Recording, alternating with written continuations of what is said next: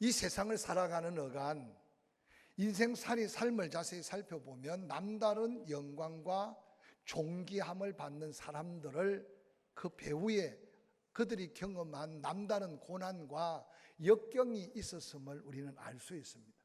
성경의 위대한 믿음의 승리자들을 보아도 그 믿음의 자리에 오르기까지 때로는 환난과 시련, 연단을 겪어가며 그 믿음이 자라는 만큼 하나님은 더한 복을 주셔서, 그래서 훗날 사도 바울같이 고난이 유익이다, 고난이 또한 축복이다 라고 하는 고백으로 하나님께도 영광이 되지만 이 땅을 사는 많은 사람들에게 믿음에 기한 도전의 메시지로 하나님은 삼으심을 기억합니다. 미국의 의사이자 의학자인 조너스 솔크라는 박사가 당시에 해결할 수 없는 가장 무서운 질병 중에 하나가 소아마비였다고 합니다. 그는 연구의 연구를 거듭해서 1955년 드디어 미국 내에 소아마비 백신을 생산하는 단계에 이르렀습니다. 그 엄청난 일에 숨은 이야기가 있어서 소개하려고 합니다. 솔크 박사가 소아마비 백신을 개발하기 위해서 연구를 하는데 200번 이상 실패를 거듭했다고 합니다. 그의 실패의 소식을 접한 한 기자가 이 솔크 박사에게 와서 이런 말을 합니다. 박사님, 백신 개발에 벌써 200번이나 실패했다는 소식이 들렸습니다. 지금 심정이 어떻습니까? 라고 물었다고 합니다. 그때 솔크 박사는 당당하게 대답합니다. 저는 실패한 적이 단 한 번도 없습니다. 단지 백신이 효과를 내지 못하는 200가지 방법을 제가 발견했을 뿐입니다 라고 말했답니다. 그는 오랜 고난과 고통, 실패의 어떤 그 과정 속에서 드디어 백신을 개발하고 난 다음 그 백신을 팔게 되면 엄청난 부귀영화를 누릴 수 있는데, 그는 그가 가진 그 특별한 백신 제조법을 무료로 공개하게 되었습니다. 그리고 단 한마디를 남겼는데 그 한마디를 좀 기억하고 우리 삶에도 이런 거룩한 도전, 이런 거룩한 축복의 주인공들이 되었으면 좋겠습니다. 그가 백신을 특화하지 않고 모든 사람과 함께 공유하도록 내어놓고 난 다음 그가 남긴 한마디는, 저는 백신을 특허로 등록하지 않을 것입니다. 저 태양을 특허로 신청할 수 없듯이 말입니다 라는 말을 남깁니다. 인간에게 특허할 수 없는 것이 있다면 무엇일까요? 바로 그저 받은 구원, 하나님의 십자가의 은혜로 받은 우리의 영원한 생명 구원, 그것이 너무나 소중하고 가치 있지만 나만을 누리고 나만이 가질 수 있는 것이 아니기에 태양을 특허할 수 없듯이 바로 하나님의 은혜도 특허할 수 없다는 말을 남기면서 수많은 소아마비 환자들을 예방하고 살렸던 믿음의 아름다운 고백을 저는 한 줄 읽었습니다. 사랑하는 성도 여러분, 우리들의 심령의 어두움을 물리치고 천국의 환한 영생의 빛으로 영접한 우리에게 다가오신 예수 그리스도, 구원받은 그 감격, 그 감동이 있다면 나만이 가지고 누릴 구원의 감격이 아니라 때로는 어려움이 있고 환난이 있고 핍박이 있어도 받은 은혜를 나눌 때 바로 그 나눔은 더한 행복이요 더한 기쁨이고 하나님의 영광이 된다는 사실을 성경은 계속 우리에게 도전합니다. 사랑하는 성도 여러분, 가치 있는 것을 얻으려면 그 가치 있는 것의 보완 또한 가치 있는 것을 투자하고 가치 있는 것을 희생할 때 우리가 가진 가치의 크기는 더하다고 경제 원리 속에서 생각해 볼 수 있습니다. 특별히 영적인 생활의 이 원리는 아주 중요한 교훈을 줍니다. 그래서 고난의 크기가 영광의 크기를 가름한다 라고 말한 믿음의 영웅들을 한번 기억해 가면서 정말 고난이라는 터널을 통과한 믿음이라야 변함없고 정금 같은 믿음이라고 한 야고보의 믿음의 산믿음, 믿음의 영광스러운 믿음, 그 믿음을 한번 기억하며 도전하는 저와 여러분이 될 수 있기를 주의 이름으로 간절히 축원합니다. 남들보다 더한 헌신, 남들보다 더한 사명을 가지고 평생을 주를 위해 살았던 사도 바울은 아마 그가 받은 고난을 모은다면 이 땅에 그 어떤 사명자가 사도 바울과 같은 고난을 겪었겠습니까? 그런데 바울은 그 엄청난 고난을 겪고 난 다음 그는 그렇게 고백했습니다. 고난이 유익이다. 고난이 하나님의 영광으로 이어지는 통로다라고 고백했습니다. 저는 결론적인 이야기지만 우리의 삶의 예수 때문에, 사명 때문에, 복음 때문에 때로는 고난 당한 것이 있다면 그 고난의 가치 또한 영광이 되고, 사도 바울 같은 이 고백이 이 한 달 우리의 삶의 고백이 될 수 있기를 주의 이름으로 간절히 축원합니다. 때로는 무시당하고, 때로는 업심여김을 당하고, 때로는 조롱을 당하고, 때로는 세상 사람들 앞에 손가락질을 받을 수도 있다는 겁니다. 그러나 그 후의 영광은 내가 받은 고난의 가치보다 더한 하나님의 영광의 가치가 있다는 것이 오늘 사도 바울이 도전하는 우리의 믿음의 격려고 믿음의 도전입니다. 예수 그리스도와 연관되지 않는 고난과 시련은 저주라고 어떤 분은 말했습니다. 그러므로 고난이 영광이 되고 고난이 유익이 될 수 있는 것은 오직 십자가 예수 그리스도 때문에 당하는 고난이어야 고난의 가치, 고난의 영광이 더하다는 사실입니다. 사랑하는 성도 여러분, 오늘 지구촌 곳곳에 크고 작은 어려움을 위해 큰 고통과 안타까운 부르짖음이 얼마나 많은지 모릅니다. 특별히 우리 가까운 북한을 한번 바라보시기 바랍니다. 내부에 있는 모습들 비춰주지는 않지만 여러분, 벌써 올해 11번째 미사일을 쏘았습니다. 그 미사일 하나를 개발하고 쏘는데 여러분이 상상할 수 없는 돈이 쓰여지고 있다는 사실을 한번 기억해 보시기 바랍니다. 그 미사일 한 방이면 북한에 있는 수많은 사람들의 배를 채우고도 남는 넉넉한 돈인데도 누구를 위해서 쏘며 무엇을 위해서 쏘며 어디를 향하여 쏠 미사일이고 폭탄이겠습니까? 그런데 오늘날 이 땅에 사는 우리들은 이제 그런 두려움이나 염려가 믿음 안의 평안이 아니라 우리의 삶에 너무 안주하면서 나라와 민족에 대한, 저 북녘 땅에 대한 기도를 쉬고 있다면 다시 한번 그리스도인들을 깨우시는 하나님의 음성을 들을 수 있는 기회가 될 수 있기를 주의 이름으로 간절히 축원합니다. 저는 오늘 본문의 말씀에 베드로와 요한 초대교회 사도들이 성령 충만함을 받았어요. 그리고 그들을 한번 설교할 때 3천 명이 회개했어요. 뿐만 아니라 예루살렘 교회는 2만 명이 넘는 엄청난 교세를 이루면서 모두가 다 성령 충만함에 사로잡혀 있었어요. 그러면 그들 앞에 위기가 없고 환란이 없어야 되는데 오늘 안타깝게도 베드로와 요한, 예수님이 기적을 행한 이후에 성령 충만하고 성령이 너희에게 임하면 권능을 받아 예루살렘, 유대, 사마리아 땅끝까지 복음의 증인이 되리라는 약속대로 베드로와 요한이 기도하고 성령에 사로잡혀 복음을 전하는 그 현장에 이 땅에 인간이 처음으로 안전병기를 일으킨 기적은 예루살렘 성전 미문 긋지 못한 그 안전병이 일어난 사건은 예루살렘을 완전히 발칵 뒤집히는 역사가 일어났습니다. 당시에 로마가 팔레스타인을 지배하고 다스리고 있었습니다. 그러나 놀라운 것은 성전 안의 종교적인 일들은 로마가 손을 대지 않았습니다. 왜냐하면 예루살렘 성전 안에 종교적인 지도자들, 장로들, 대제사장들, 그리고 거기에 서기관들, 바리새파, 사두개파, 그런 종교적인 리더들에게 성전 안에 일어나는 일들의 자치권을 부여했습니다.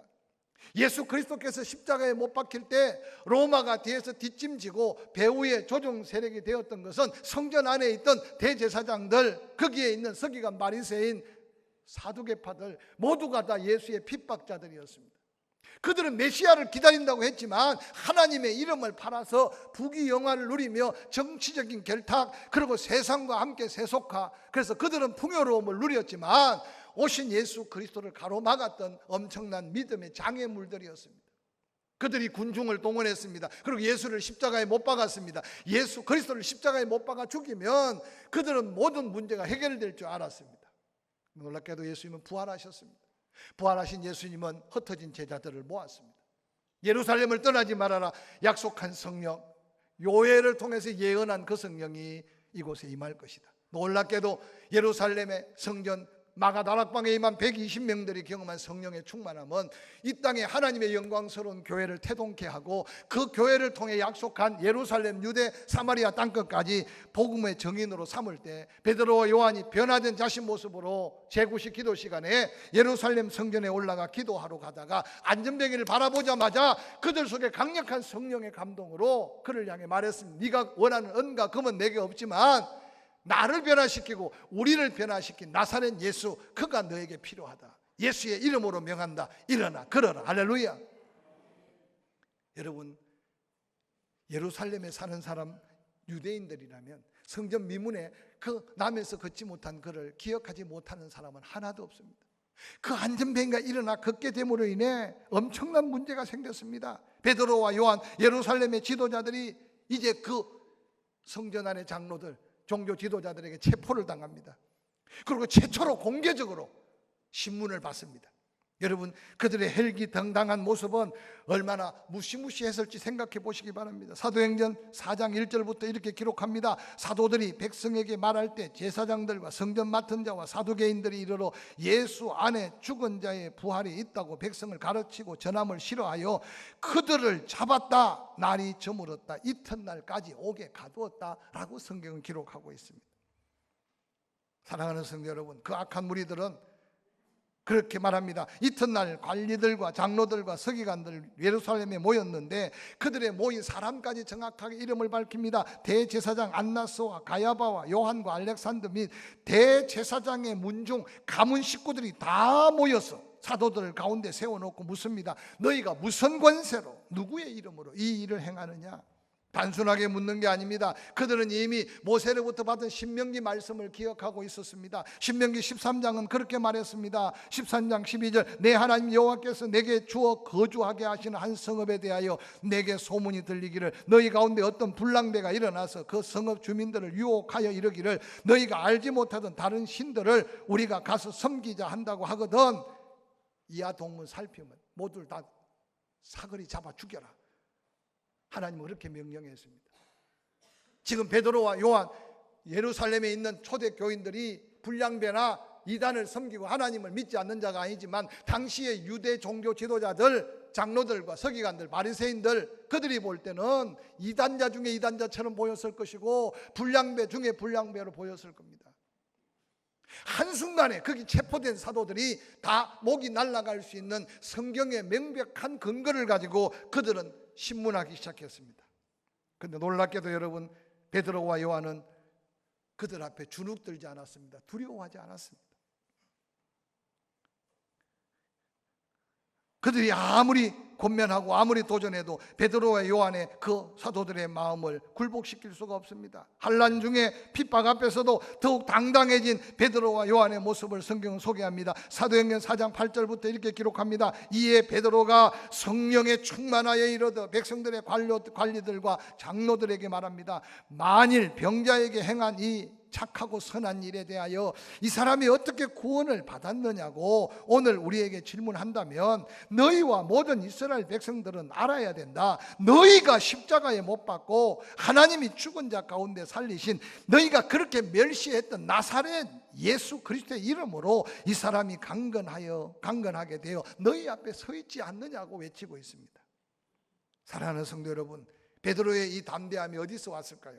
성경은 그렇게 말합니다. 베드로가 성령에 충만했기 때문에 언제 목이 날아갈지 모르는 그 환난에 빗바람 치는 그들 앞에서 엄청난 예루살렘의 군중들 예수를 십자가에 못 박으라고 떠들며 예수 십자가에 못 박혀 죽을 때 환호성을 울렸던 그들 앞에 자신의 목을 걸고 당당하게 외쳤던 복음이 오늘 바로 이 복음입니다.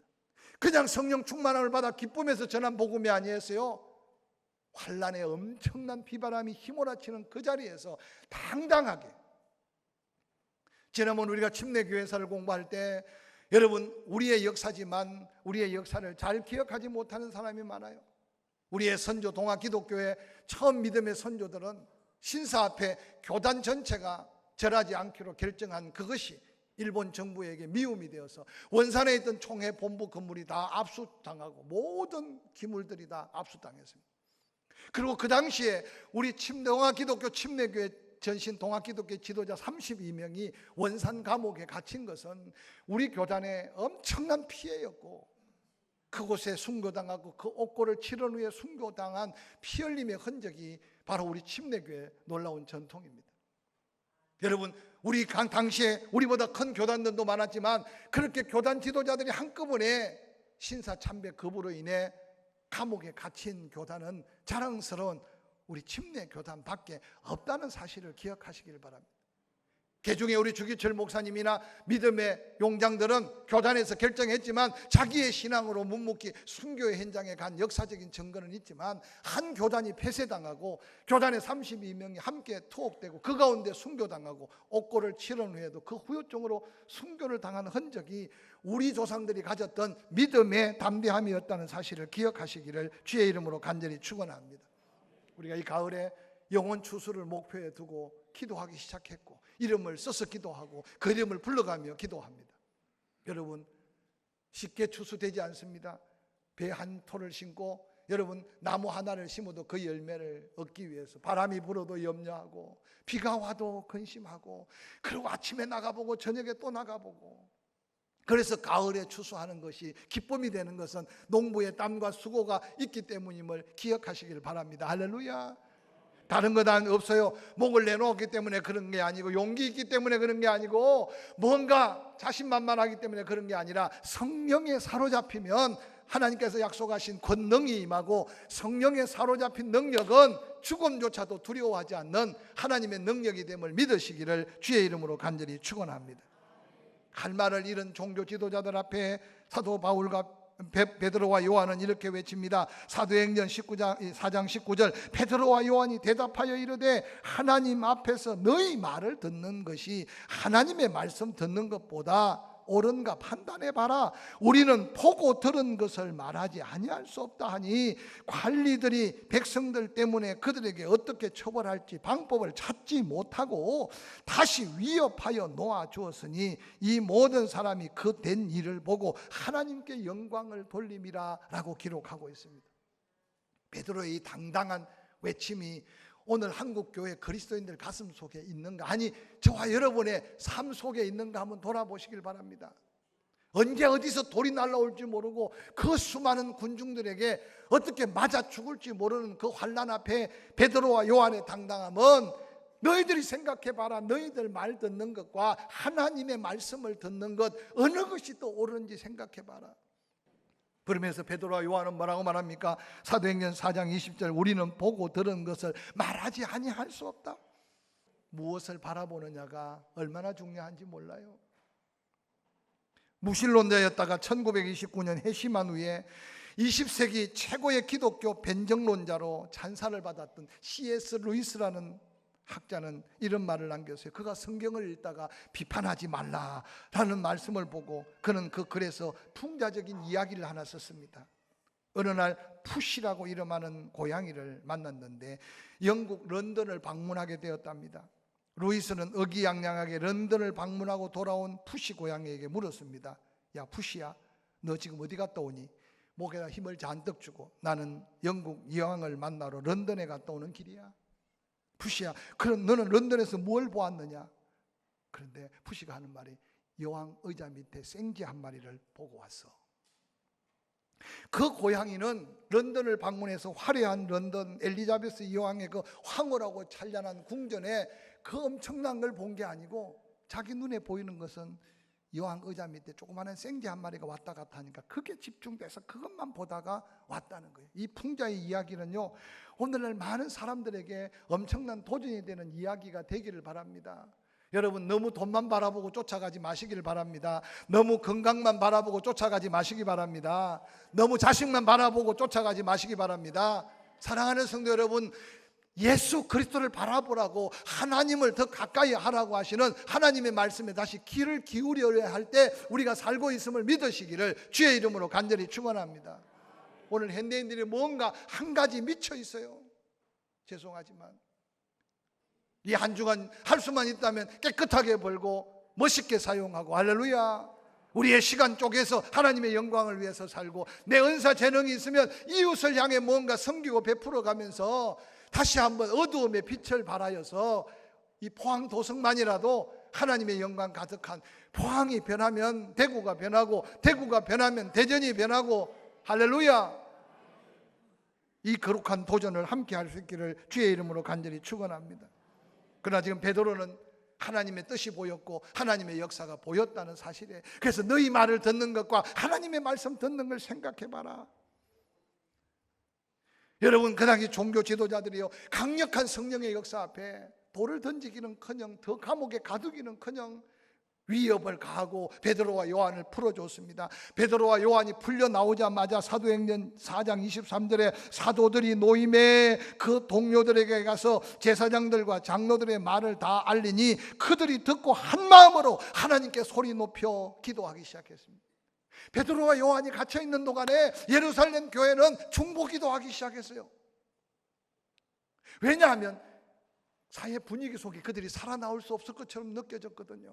그런데 놀랍게도 하나님은 베드로와 요한 머리털락 하나 상하지 아니하고 기도하는 예루살렘 교회 다시 와서 간증을 한 거예요. 그들이 우리를 죽이려고 했다.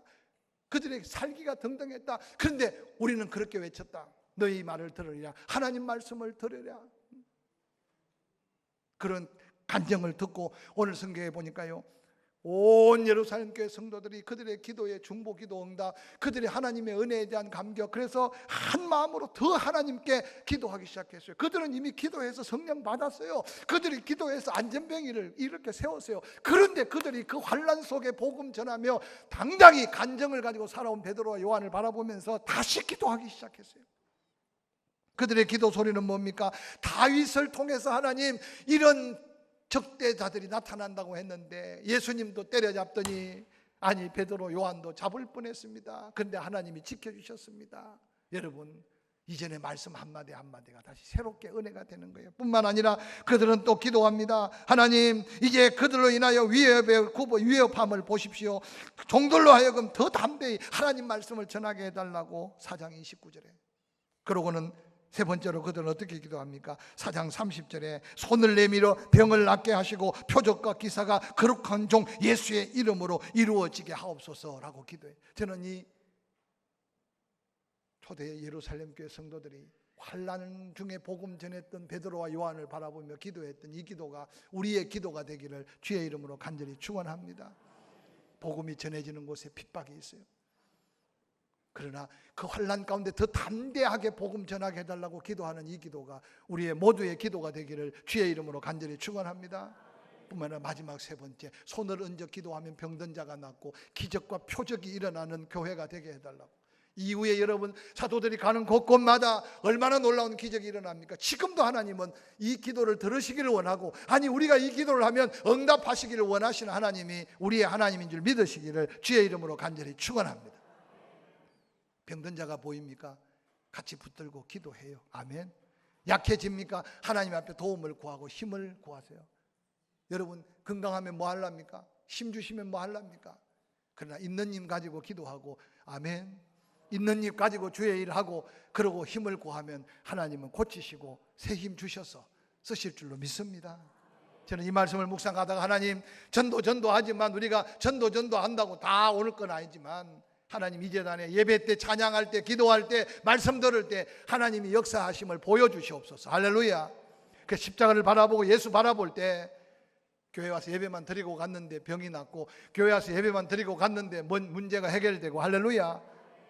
그래서 여러분 증거 있는 체험으로 어떤 환난과 어떤 고난 가운데 당당하게 하나님의 영광을 드러낼 수 있는 저와 여러분이 될 수 있기를 주의 이름으로 간절히 축원합니다.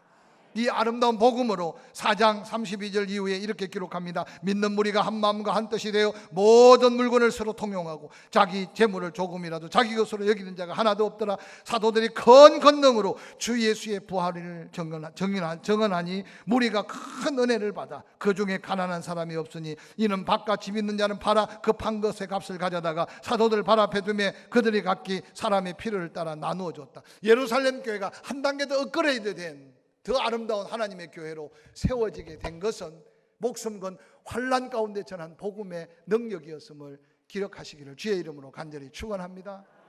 날씨도 좋아졌습니다. 다시 새벽에 중보기도실에 여러분의 삶의 자리에서 환난 가운데 기도하는 그 기도, 복음 전한 복음이 능력의 역사로 이어지기를 주의 이름으로 간절히 축원합니다.